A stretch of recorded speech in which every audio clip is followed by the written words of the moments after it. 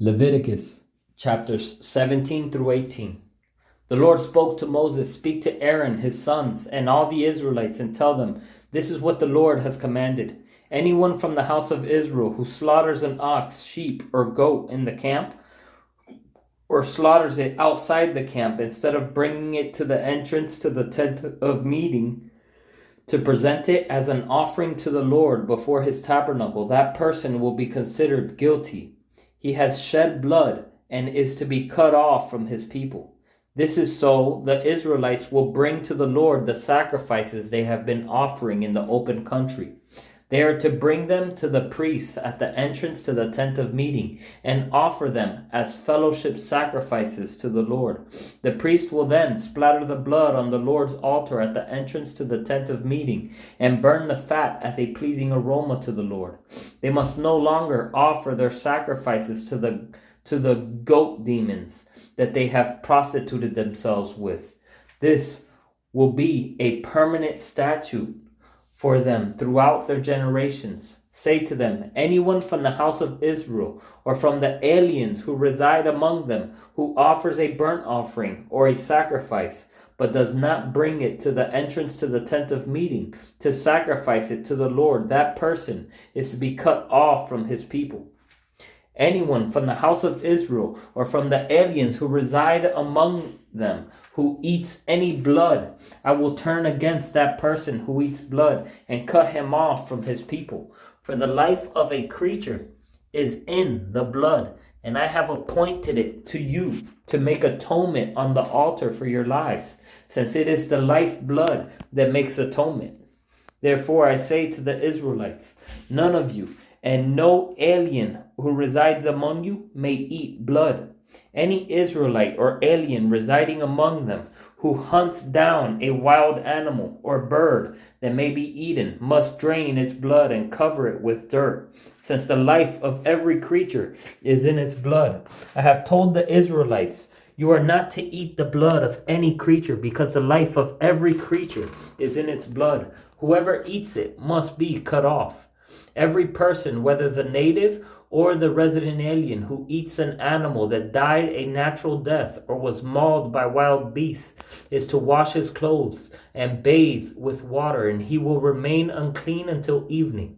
Then he will be clean. But if he does not wash his clothes and bathe himself, he will bear his iniquity. The Lord spoke to Moses, speak to the Israelites and tell them, I am the Lord your God. Do not follow the practices of the land of Egypt where you used to live, or follow the practices of the land of Canaan where I am bringing you. You must not follow their customs. Wherever the Lord takes us, guys, whenever the Lord brings us into the darkness, remember, we're to be the light in the midst of the darkness. We are in the world, not of the world. Do not do the same things that they do. Do not adopt their teachings and the things that they do into our lives. We are to be set apart, a holy people, sanctified for the Lord's work. You are to practice my ordinances, and you are to keep my statutes by following them. I am the Lord your God. Keep my statutes and ordinances. A person will live if he does them. I am the Lord. You are not to come near any close relative for sexual intercourse. I am the Lord. You are not to violate the intimacy that belongs to your father and mother. She is your mother. You must not have sexual intercourse with her. You are not to have sex with your father's wife. She is your father's family. You are not to have sexual intercourse with your sister either, your father's daughter or your mother's, whether born at home or born elsewhere. You are not to have sex with her. You are not to have sexual intercourse with your son's daughter or your daughter's daughter, for they are your family. You are not to have sexual intercourse with your father's wives, with your father's wife's daughter, who is adopted by your father. She is your sister. You are not to have sexual intercourse with your father's sister. She is your father's close relative. You are not to have sexual intercourse with your mother's sister, for she is your mother's close relative. You are not to violate the intimacy that belongs to your father's brother by approaching his wife to have sexual intercourse. She is your aunt. You are not to have sexual intercourse with your daughter-in-law. She is your son's wife. You are not to have sex with her. You are not to have sexual intercourse with your brother's wife. She is your brother's family. You are not to have sexual intercourse with a woman and her daughter. You are not to marry her son's daughter or her daughter's daughter and have sex with her. They are close relatives. It is depraved. You are not to marry a woman as a rival to her sister and have sexual intercourse with her during her sister's lifetime. You are not to approach a woman during her menstrual impurity to have sexual intercourse with her. You are not to have sexual intercourse with your neighbor's wife, defiling yourself with her. You are not to sacrifice any of your children in the fire to Molech. Do not profane the name of your God. I am the Lord. How do we today, in this time and age, sacrifice our children to Molech? Because this still goes on today.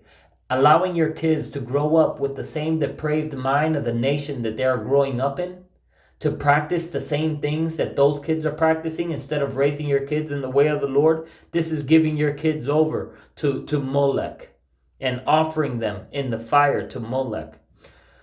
You are not to sacrifice any of your children in the fire to Molech. Do not profane the name of your God. I am the Lord. You are not to sleep with a man as with a woman. It is detestable. You are not to have sexual intercourse with any animal, defiling yourself with it. A woman is not to present herself to an animal to mate with it. It is a perversion. Do not defile yourselves by any of these practices, for the nations I am driving out before you have defiled themselves by all these things. The land has become defiled, so I am punishing it for its iniquity, and the land will vomit out its inhabitants. So if the land is punishing them for their iniquity, if the Lord is punishing them for their iniquity in the land, what makes you think that you could practice these things and you will not be punished for the iniquity?